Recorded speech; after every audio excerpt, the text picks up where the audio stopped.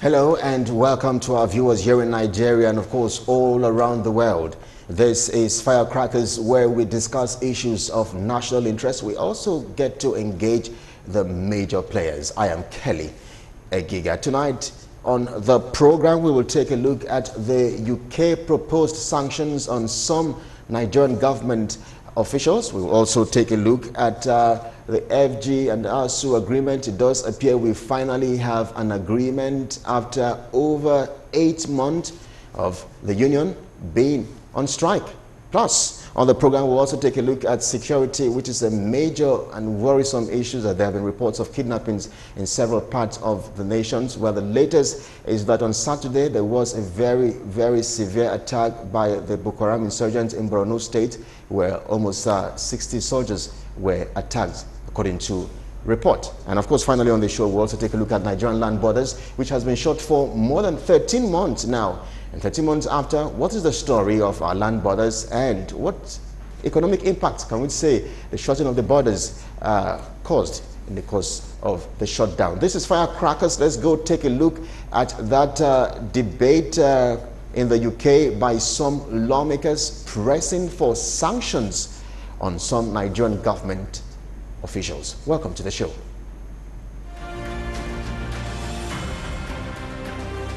In July of this year, the Secretary of State for Foreign, Commonwealth and Developmental Affairs introduced the Global Human Rights Sanctions Regulations.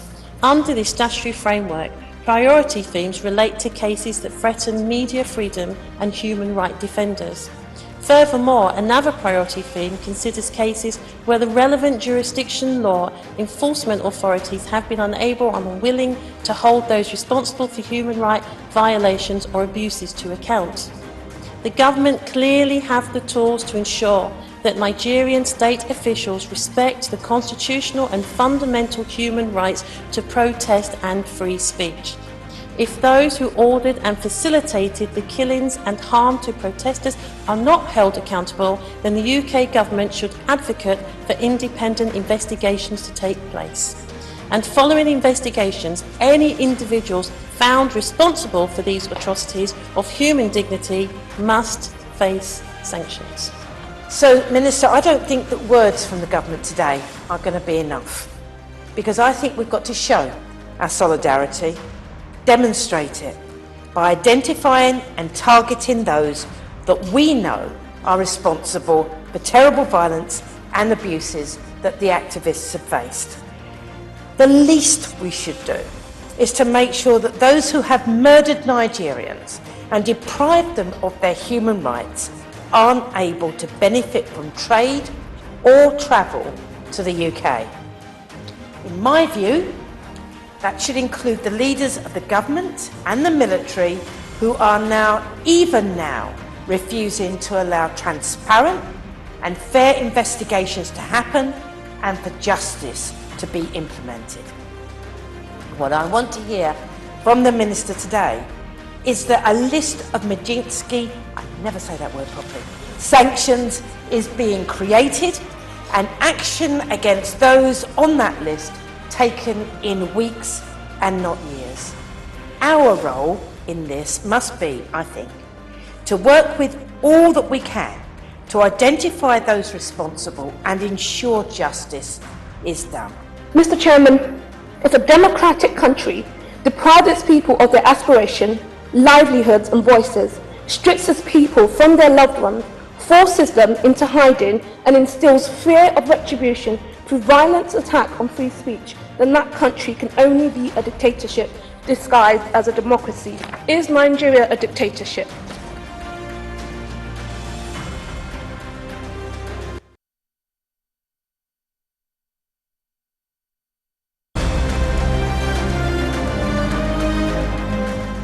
That there is a seemingly agreement between the two of them, because that means our children will now go back to school. They will now have a positive things to exert their energy on. All right? But I have to warn ASU that they should be careful again. Because we have seen instances whereby agreement like this will be reached. At the end of the day, the federal government will still breach it. So this agreement has to be properly solidified, entrenched, and conceptualized in terms of coming up with action plans. Because in the past, there hasn't been any action plans. I am of the opinion that if government wants to be sincere about everything, let there be a good autonomy for the universities and the polytechnic, managing them in a standard manner, and where there is lacuna, government can quickly intervene, wedge the hammer. Government can wedge hammer. They should be on the part of wedging the hammer, allow them to function sustainably. So I think that's my submission on that.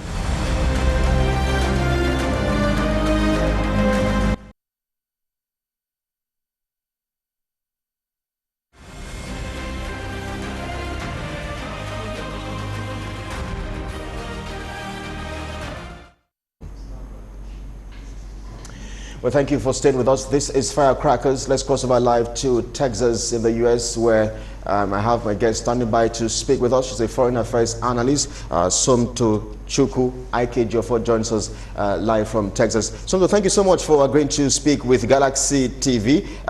Let's begin from the U.S., where you are at the moment. It appears President Donald Trump has suffered another legal blow as one of the Supreme Court threw out a suit from some U.S. Republicans. Where you are, what exactly is playing out there? Yes, hi. Thank you so much for having me. As of last night, the Supreme Court of Pennsylvania threw out a court case that the Republicans brought up, saying that they wanted to toss up mail-in ballots.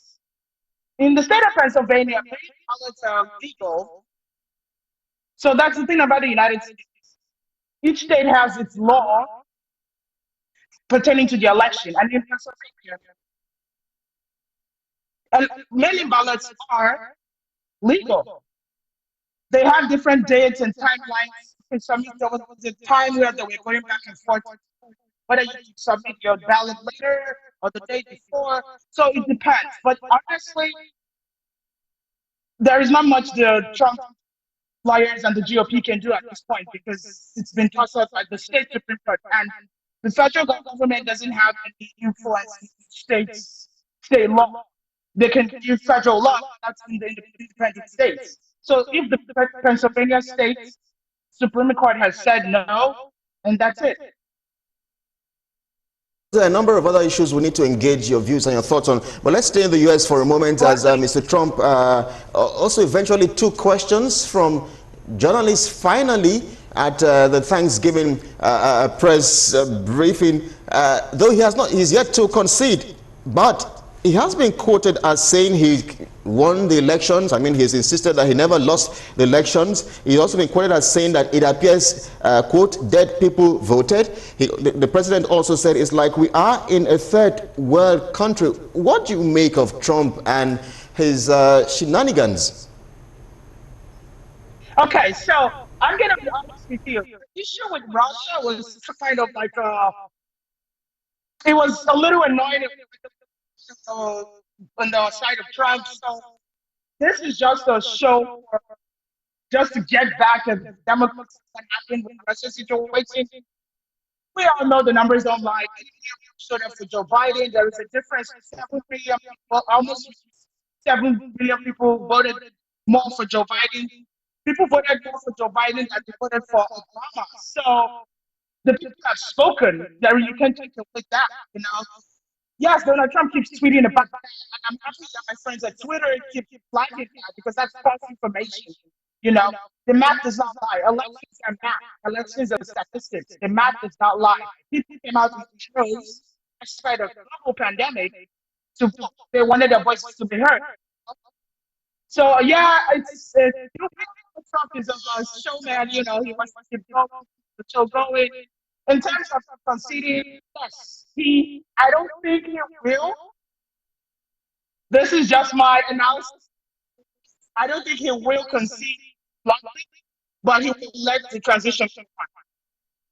Let's cross over to the UK, where some lawmakers earlier in the week had a debate about possible sanctions on some government officials here in Nigeria. A step in the right direction, you think? Yes, so I think this is good. I don't want to say it's good publicity for the people, but it's good. It's their moral obligation to get involved, right? Because they did train some parts of the sect or some sects of SAN. They trained some police forces, some military forces. So yes, it is their moral obligation to intervene, right? In terms of who they're sanctioning, then has the investigation.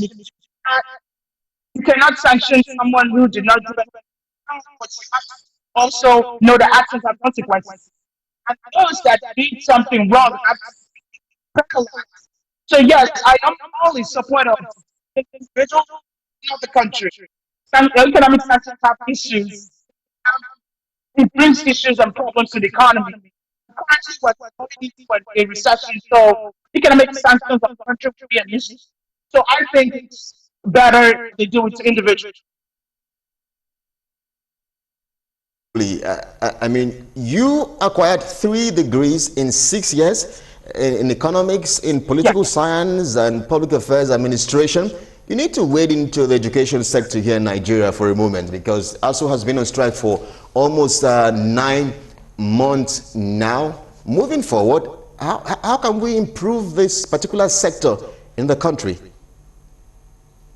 So thank you so much for asking that. I believe that the best way to give autonomy to the education system. So education policy is very complicated. People, various schools of thought that say you know, we should have a full overhaul. We should bring comprehensive evaluation. But we've lost almost. So I think it's best to go forward with the agreement they had. They agreed to brought up a number. It came down to 70 billion. I think that's a good point. There has to be steps taken to make sure that they had to do. But then again, I completely understand the situation going on. But 8 months of it's a long time. We are not in education. You teach because you want to be rich. You teach because you love it. You teach because you want society, to be to benefit from it. Right? So yes, I understand that need to be paid. That's amazing. They do need to be paid. Both our parents and teachers here in the I understand that. There has to be some kind of and I'm glad that they called up the strike, and I'm glad that they're because I've been following the discussion, and it was very interesting to watch and interesting to analyze. And we have to let you go, but just one more question. You are an economist. No problem. Nigeria plunged into her second recession in 5 years. It's the second, and here's the worst in over 3 decades, over 33 years. Yeah. I mean, moving forward, what does this mean actually to the average Nigerian? To the average Nigerian, food prices are going to go up. It means to spoil your car, you're going to pay more. There are solutions to this. An invisible hand coming in. There's a global pandemic, and it's what's the situation, right? And you were talking earlier about yes, we have to open the borders, but safely and effectively, right? Because we are a global economy. We have to open the economy back. That the economy can go back to different forces of supply and demand, do what they need to do to get. And also, this is spending season, right? People spend a lot of money. So there's a flow of funds coming in. You have to get to December, you have for Christmas, weddings, marriages, New Year celebrations. So the money coming in. The situation at hand is to solve different interventions, allow accessibility for people to invest more, allow for everybody to come into the nation. Different solutions. There are solutions to this issue.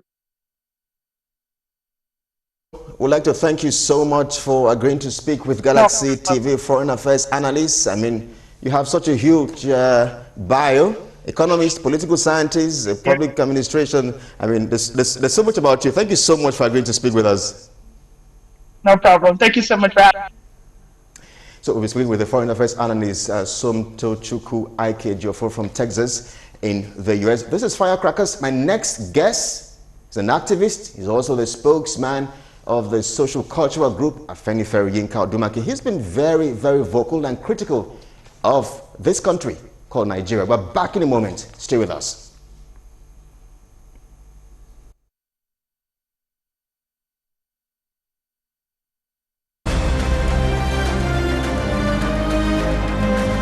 Because we are soon starting the process of building this party bottom up.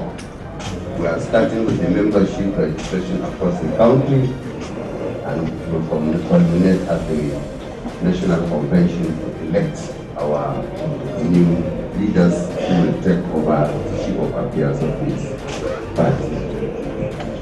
Distinguished Senator, you will never regret doing anything. Sure, your team supporters back home. They will also never regret doing it.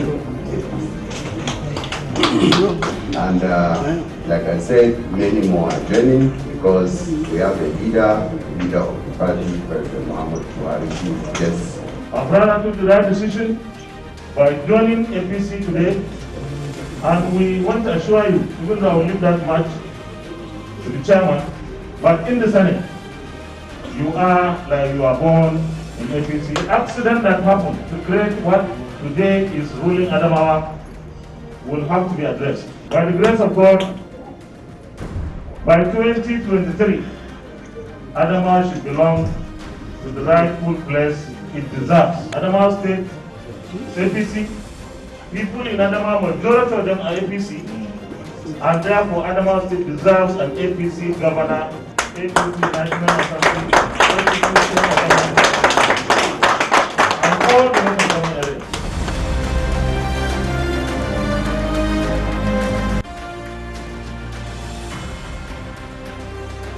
Nigeria on Saturday officially announced slipping back into recession for the second time in 5 years.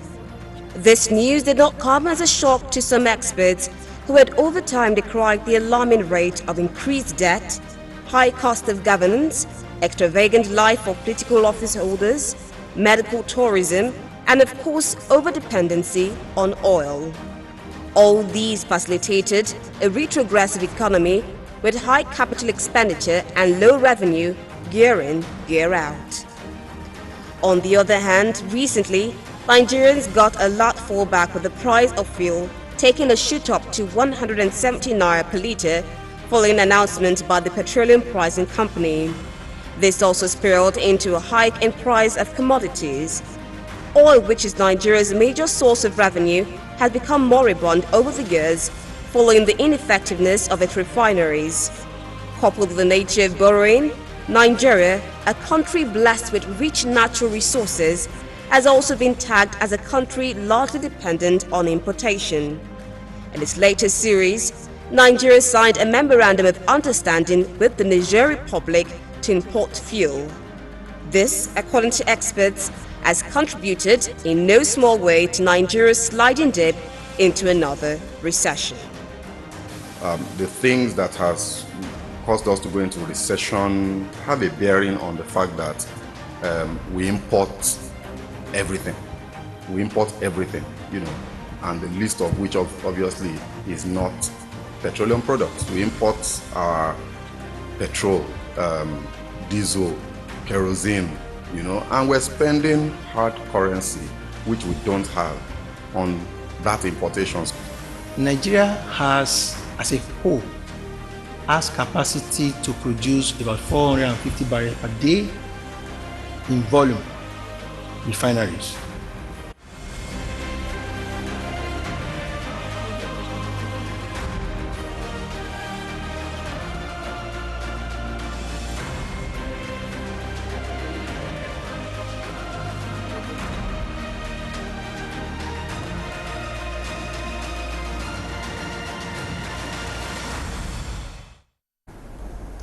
Thanks very much for your company. This is Firecrackers. We always get to discuss issues of national interest.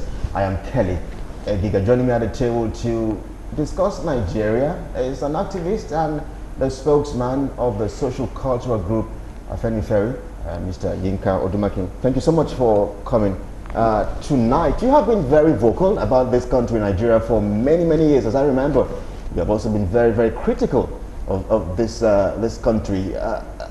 I'm just wondering, what is the state of Nigeria at the moment? Thank you so much. I've not been critical of the country. Okay. I've been critical of the leadership of the country. Okay. Because we have not shown that they have a slight understanding of how to run a country like Nigeria. They have been running the country aground. People are suffering. Today we are the global secretariat of poverty. Our young people, most of them have nothing to do. We have nothing to offer them. And you saw what happened during the NSAS protests. I shudder that our leaders can go to bed and sleep comfortably and wake up in the morning to think that we're in this kind of situation. Look at the security situation today. Look at the number of people that are killed in Borno State. She's talking about now. The number is so staggering. So in one day, about 60 farmers. More than that, from what I heard now, latest. Just 2 days ago, a first-class monarch, you know, the Olufon, was killed on the street like a fowl. Okay. And all we are hearing from our president every time is lamentation, which I've made it to say, instead of a commander-in-chief now, we have a lamenter-in-chief. So, what can I be to be critical of leadership of such a country? Yeah, but if you point at leadership of this country, I'm not sure it began with this present administration. I mean, I think it's been there for a while now. But let's even talk about the fact that some people think that you were and some other persons were more critical about the past or previous administration, that's the Jonathan administration. Has activists, have there been silenced some sort? Well, clearly, you know that who are the one that organized the Occupy Nigeria, the 5 days that shook Nigeria, that almost brought the Jonathan government down. But this regime came to power on a crest wave of populism, and the way fascist movements come to power around countries of the world. And most of the voices that were very critical in the land before were part of the move for change in 2015. And when the government came to power, they had high expectations.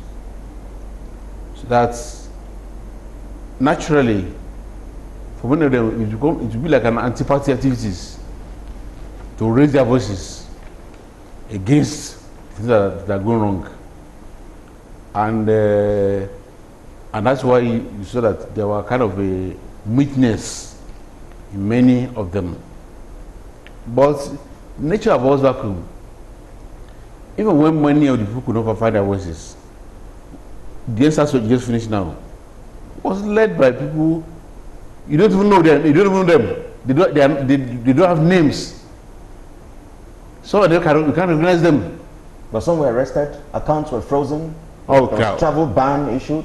Clearly, because this government does not know what to do. They don't understand the song of the system. All those fascist measures, freezing accounts, stopping people from traveling, and the rest of them is not solving the problem. In fact, you are telling the guys to be more careful next time. And I've had the president say, I will not allow this one. And the IG of police was saying, yeah, I will not allow another crisis. Who are you to say you cannot allow? It's not you. What they should be doing now is to look for how to ensure that this does not happen again, putting in measures in place. But they are reigning and they are ruling. And for them, it's more about our power. They think that as if the power belongs to them, it belongs to them, not to the Nigerian people.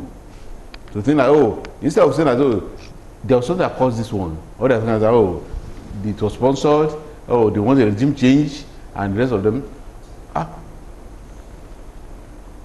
Which shows clearly a clear lack of understanding of what happened.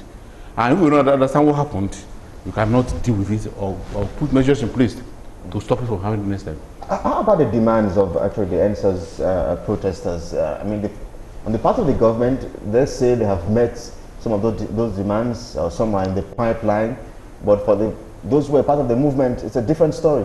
Which one did they meet?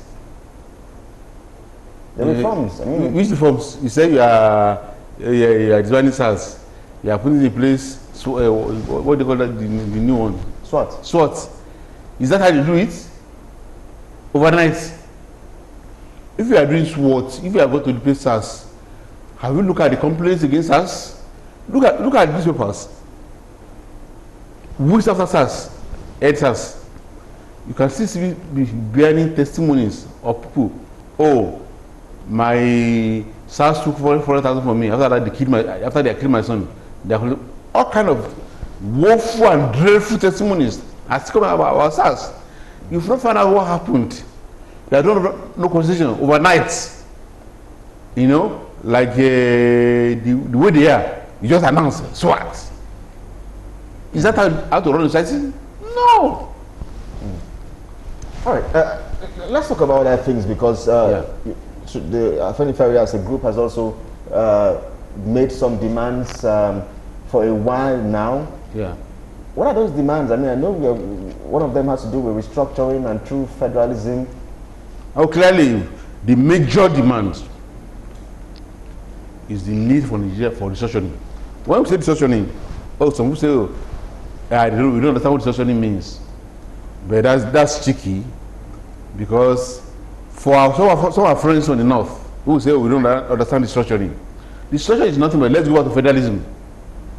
These were people who was asked for confederalism in 1953. After Inahoro moved the motion for independence on behalf of Action Group, and they arrived in the north, they killed people. They walked out of the national parliament. Before they came back, they gave an 8-point demand. Those 8-point demands is essentially they asked for a confederal Nigeria, saying that every region should run like separate regions. But from the moment, as I said, we've not found oil. Now that we have found oil, Nigeria became indissoluble, indivisible, and that kind of thing. And now they said, let's go to federalism. We negotiated the federal constitution and independence. Nigeria was a federal republic of Nigeria. The 1963 constitution was a federal constitution. The items on the exclusive list are numbered as 1618. Today we have 68 items on the exclusive list. If you want to restructure Nigeria today, reduce those 68 items to what they were necessary. Let's have a learning center. But we don't know what they're talking about. We don't understand restructuring. That's arrogance, clear arrogance and deception.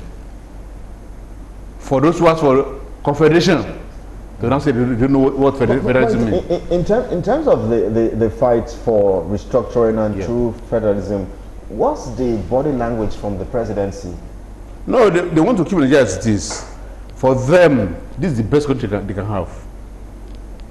For some of them, the idea is that the best country they can have is just sitting on the necks of others and be shouting indivisible Nigeria, indissoluble, and the rest of them. But once they don't have their way, they're going to say, Araba, let's divide Nigeria. For them, for as long as they are borrowing money around the world, because like I will tell you they use governance to just borrow money and spending it. In 2014, the president made a categorical statement that was going to call that the cost of governance. Only is doubtful whether he has used 10 naira from the cost of governance in Nigeria since he came to power. They are going around the world, anywhere they can see money, borrowing money. We have seen 5 budgets. What have we done with the money? Just borrowing.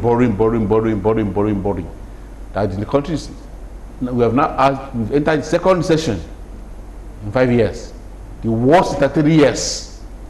Because the country on autopilot. Yeah, but it appears, I mean, not only Nigeria, I mean, even the best of economies in the world have also started into recession. So I'm not sure it's a Nigeria thing. That's just my point, because the COVID-19 pandemic had its toll and impact on economies around the world. But no, my brother, you see, it's a nice way of addressing it when you say recession. What Nigeria is facing for now is that it's going beyond recession. Nigeria is broke.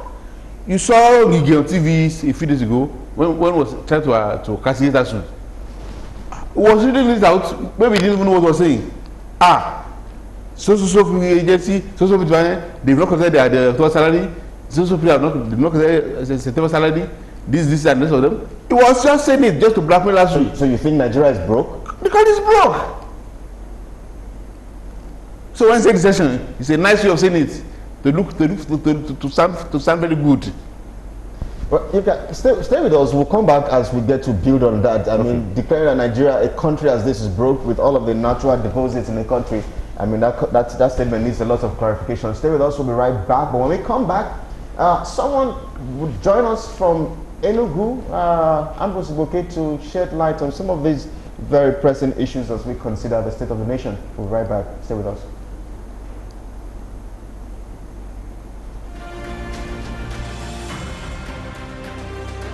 Nigeria on Saturday officially announced slipping back into recession for the second time in 5 years. This news did not come as a shock to some experts who had over time decried the alarming rate of increased debt, high cost of governance, extravagant life of political office holders, medical tourism, and of course over-dependency on oil. All these facilitated a retrogressive economy with high capital expenditure and low revenue year in, year out. On the other hand, recently, Nigerians got a lot fallback with the price of fuel taking a shoot up to 170 naira per litre following announcement by the petroleum pricing company. This also spiraled into a hike in price of commodities. Oil, which is Nigeria's major source of revenue, has become moribund over the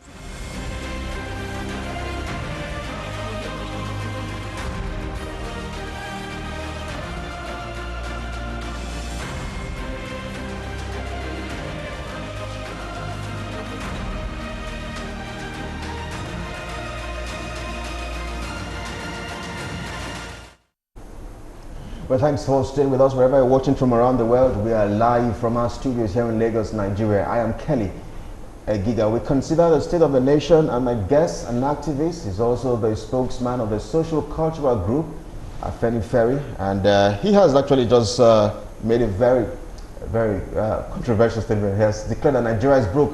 We do not know how true, but let's cross over live to Enugu, where Ambrose Iboke is standing by to speak with us from Enugu, the coal city. Ambrose, thank you so much for speaking with us tonight. The spokesman of Firecrackers says that Nigeria is broke. Is that a view you share? Well, when you say someone is broke, what is the actual meaning of someone is broke? Well, from my own little elementary economics, when you are broke, it means you don't even have profits. Then, when you are sliding into recession, it means you have deficits. So it's a different thing to not even have profits. You can still be afloat. But when you are going into recession, it means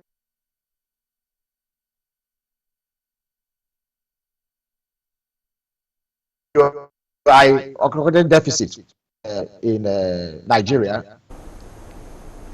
It's normal. We have been doing that. But this time around, we have slipped down below the ladder. Because what has happened over the last 5 to 6 years is that there have been inconsistent economic policies.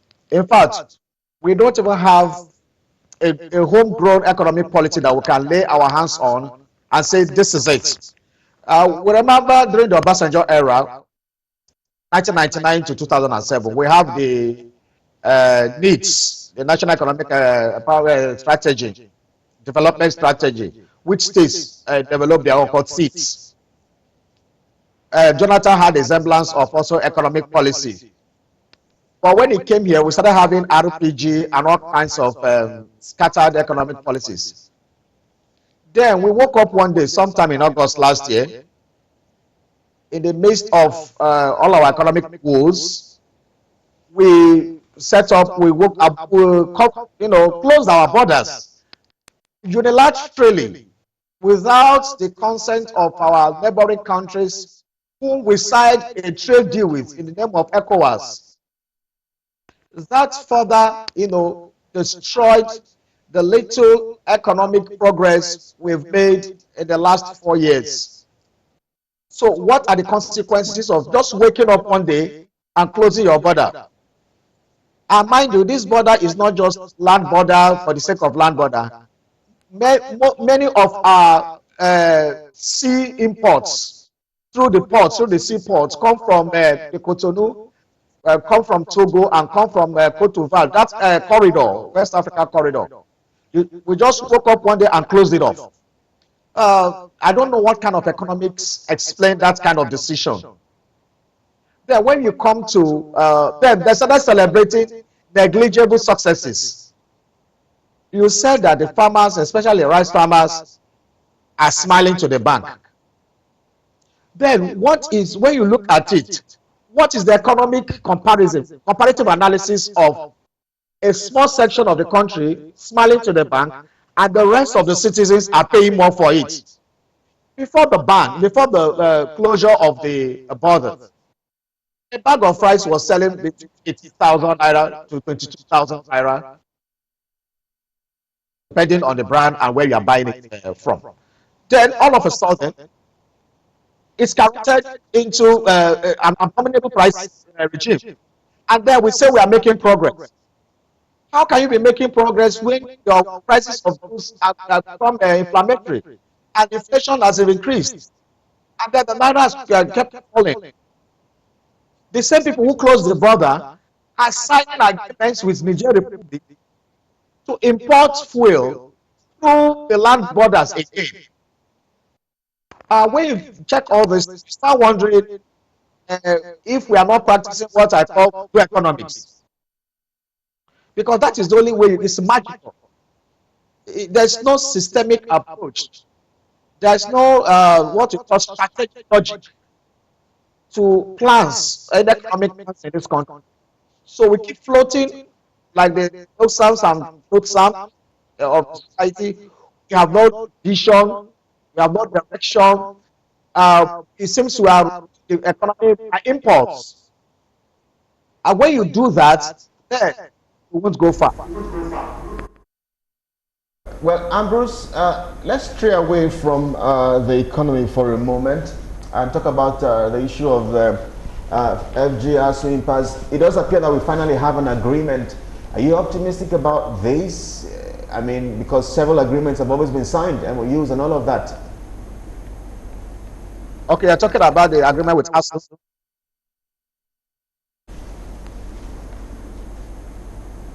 Are you talking about the FG agreement with us?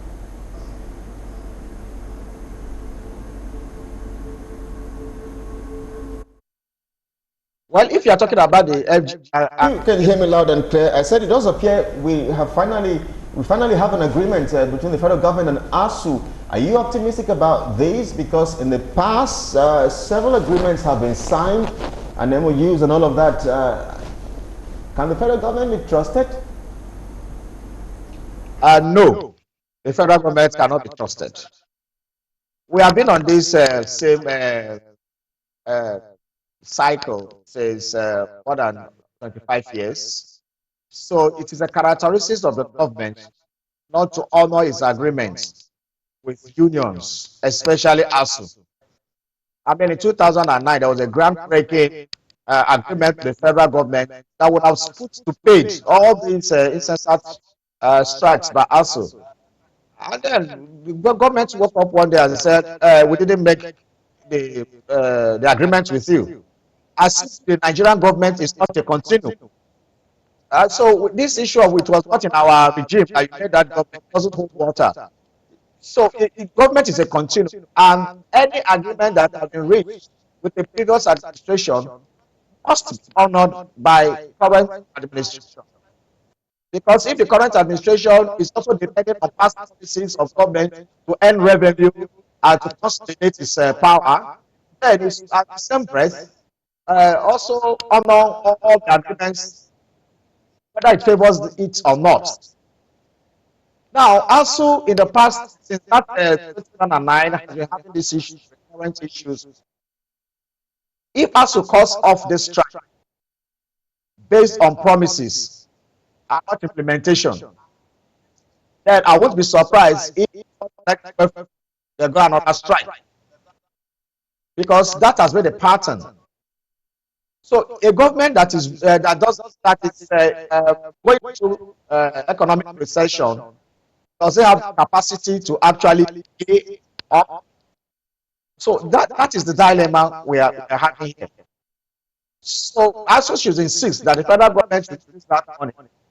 They're not asking for so much fund. If you think of how much that's budgeted for ASU cleaning, ASU rock cleaning, for example, how much that is budgeted for the National Assembly, how much that is budgeted for less impactful parastatals and agencies, then it behoves the federal government to actually prioritize education and monitor the progress of disbursement and ensure that education is properly funded, especially tertiary education in this country. If we don't do that, then we are just so much for speaking with us tonight. We are indeed pressed for time, so we have to let you go. But thank you so much for speaking with Galaxy TV public affairs analyst from Enugu, the coal city, Ambrose Igboke, live for us. There you're watching Firecrackers. Let's come back now and continue with my guests here in the studio, activist and Afenifere spokesman, Yinka Odumaki, as we begin to wind down on our conversation. Yinka, maybe for a moment you probably want to wade in on this issue of the federal government and ASU before we get back and continue with politics. Well, I think that it shows the states of the country. Any country that will allow its universities to be on strike for this long, almost a year. Almost 9 months. 9 months now. Cannot be a serious country. I read a report about last week or 2 weeks ago that in the course of this strike, was it Ethiopia had come to Nigeria to recruit about 200 professors. And it shows clearly that education is not a priority for us. And we are clearly doing what will make Boko Haram happy. When you don't put premium on education, what are the demands? What kind of government do we have that in a whole 9 months you cannot resolve your issues with your teachers to go back to the universities? Your children are roaming about the streets for the past 9 months. But I mean, but remember we had the COVID-19 pandemic for a moment, and earlier in the year, even if there was no COVID, would they have done anything? COVID it makes no difference. It's just clearly that government was not alive to the responsibility, and education was not on the priority. Most of those in government, their children are not schooling in Nigeria; they are schooling abroad. I mean, we will start from Mr. President. Mr. President, his daughters, they graduated from abroad, not here. But is it a crime? I mean, I know some persons have been calling that public office holders, I mean, their children should be made to school or compelled, as it were, to school in the country. But it's not a crime. I mean, nobody says it's a crime. But for as long as they have options for their own children, they will not give priority to the children of others. Once their own children are not using the schools. I had a friend in America who went to Ghana some years back, 2007, and went to meet Jerry Rollins. He had these 8 test kits. In a minute, you cannot do the successes. And he went to Rollins. And Rollins should help me introduce that kit to the Ghanaian government. And Rollins said he would do it. But his first condition was that all members of his families should be tested with that kit. He wants to see results. After they were tested and it was fine and good, Rollins agreed to take down my friend to the Ghanaian government and introduce him to the Ghanaian government. And that was it. When my friend finished on Ghana, he came to Nigeria to introduce the same thing. He met some top Nigerian government officials. The first thing they asked me was, they didn't ask me for it to be tested. All they asked for, how much is it? Or they told them the price. We said, okay, we increase the price 5 times of what you are calling it. And we are an account where you make deposits. That's Nigeria. So it's not about service to people, it's not about delivery. It's not about, so at this time, like I said, if you allow that society to continue that way, it means that education means nothing to us. All right. For a moment, before we begin to look at how we can probably begin to fix things. Why is there so much tension, agitation, and demonstrations from all parts of the country at the moment? I mean, in the Niger Delta region, there are reports of militants gearing up and making threats. In the southwest, there have been tensions. In the northern part of the country, it does appear too that there's some level of agitations. Why is there so much of these agitations? In 1966, Chief Obafemi was in Calabar prison when he wrote Thoughts on the Nigerian Constitution. On page 47 of that book, Awo said, any attempts to run Nigeria along unity lines shall be productive of disharmony, discontent, disagreements, and the rest of them. Everything Awo said. I want you have to read. He said, except you get superhumans to run the affairs of Nigeria. We don't have normal humans to run it, not talk of superhumans. So it's a dysfunctional structure. Every problem you see today at the periphery in Nigeria, they have their vertical link with the wrong structure that we are running. You cannot run the country Nigeria along unity line and expect harmony. Nigeria should be a federal state. The best years of governance in this country was when we had federalism.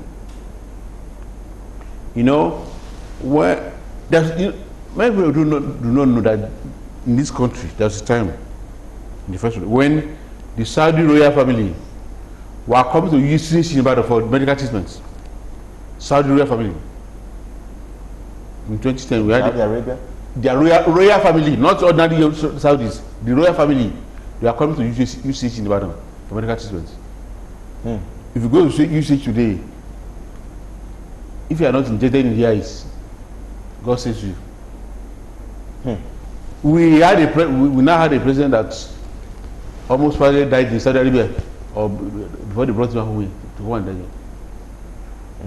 Everything is upside down because we have taken the wrong approach to governance. Run Nigeria for Abuja. Look at the ESAS focus we just came out of. Some of our friends in the north were jubilating, shouting, oh, without northern youth, they didn't join ESAS focus. It was lack of understanding of what happened. Why was ESAS more? But there were few protests in the north. There were some few, but why was more pronounced in the south? Because when you look at Nigeria architecture, okay, we say that we want to recruit police. Then police, you see, per local government. Kano, we have 44 government, we have 440 men. Bayelsa, we have 80 policemen because they have eight local governments. It's one of those men that will recruit SARS. That means that a culture dominates other cultures. Because we're pressed for time. Yes, yes. Maybe my final question will be, can Nigeria be fixed? If it can be fixed, how? Nigeria can be fixed if you go back to federalism. If you don't go back to federalism, if we continue on this trajectory of running Nigeria from Abuja, and we are shouting indissoluble, indivisible, in the rest of the acronym, we should go and ask where Soviet Union is, where Yugoslavia is, where some of those countries that are no longer on the world map, where are they today? The only way to fix Nigeria, to bring it back, is to go back to federalism, and which I will call it for, which we call it restructuring. There's not restructuring does not mean anything. Let us reset. Let's go back to federalism. Yes. Yinka Dumakin, I'd like to thank you so much for coming on the show tonight. We'll be speaking with a spokesman of the social cultural group, Afenifere, Yinka Dumakin. He's also an activist. Thank you so much for coming tonight. My pleasure. Well done. Ladies and gentlemen, that's about the size of our package. We'd like to thank you for being on the other side of the show. I am Kelly Egiga. The show returns next week, Sunday. Join us again, 4:30 p.m. Bye for now.